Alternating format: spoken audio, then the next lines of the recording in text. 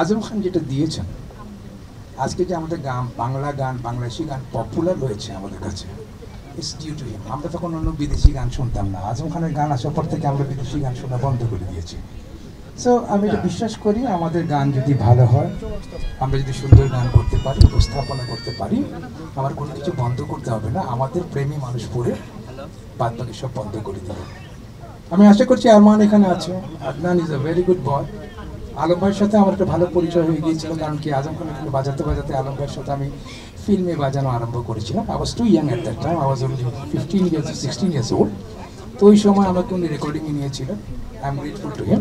I have learn so many things from him by the grace of almighty. উনি আমার গুরু। আমি সবসময় ওনার কথা মনে করি, সুর কেমনে করতে হয়, ফোক সুর কেমনে করে। এই ওনার